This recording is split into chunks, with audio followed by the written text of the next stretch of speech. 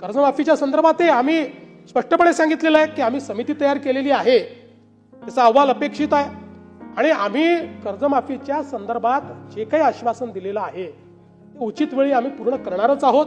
या संदर्भात आमचा प्रयत्न असा आहे की आपण ही कर्जमाफी देत असताना मागच्या अनेक कर्जमाफ्यांमध्ये जे आपल्या लक्षात आलं की बँका चुकीच्या पद्धतीचे अकाउंट देतात, जुने अकाउंट्स काढून आपल्याकडनं पैसे घेऊन घेतात।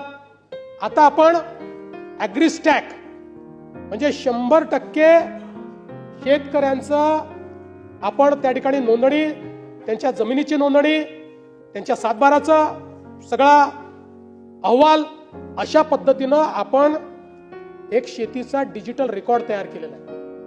आता हा शेतीचा डिजिटल रेकॉर्ड आधार आणि आधार आपल्याला माहिती आहे की कर्जाचं अकाउंट आधार सीडेड आहे, अशा सगळ्या गोष्टी एकत्रित घेऊन आपल्याला या सगळ्याचा विचार करावा लागेल जेणेकरून जो खरा गरजू आहे त्याला त्या ठिकाणी कर्जमाफी मिळाली पाहिजे।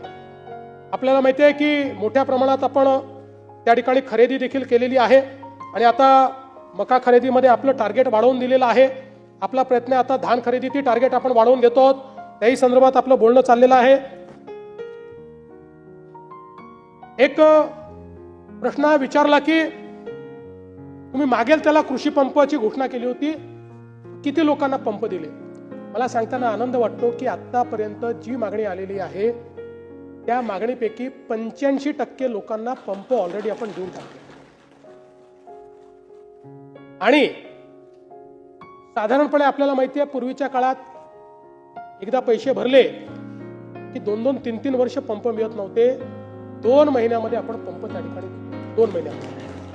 आणि आता आपली गती किती आहे तर आपण जर विचार केला तर 2004 ते 2019 15 वर्षाचा कालावधी आपण जर बघितला तर त्या 15 वर्षाच्या कालावधीमध्ये आपण 14,74,000 पंप बसवले। 14,74,000 15 वर्षाच्या कालावधीत आणि 2022 ते 25 2.5-3 वर्षामध्ये आपण किती पंप बसवलेत?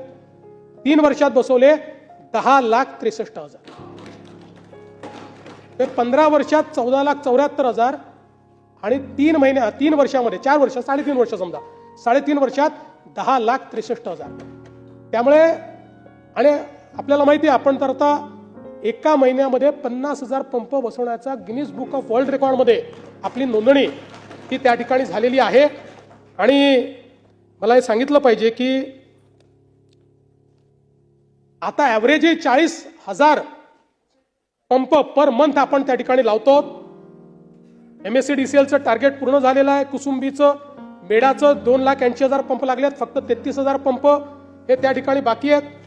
आणि आपण जी काही त्या ठिकाणी शेतकऱ्यांना वीज बिल सवलत दिलेली आहे त्याच्या अंतर्गत मागील हे जे सरतं वर्ष आहे या सरत्या वर्षामध्ये वीज बिलाच्या सवलतीपोटी राज्य सरकारला 23,000 कोटी रुपयाचा खर्च आला। 23,000 कोटी म्हणजे हे 23,000 कोटी रुपये जे विजेचे बिल आहेत ते आपण माफ केलेले आहेत। जे शेतकऱ्याकडनं वसूल झाले असते ते आपण त्या ठिकाणी शेतकऱ्यांना माफ करण्याचं काम केलं आहे। आज खरं म्हणजे त्याची सगळी माहिती देऊन मी आपला वेळ घेणार नाही।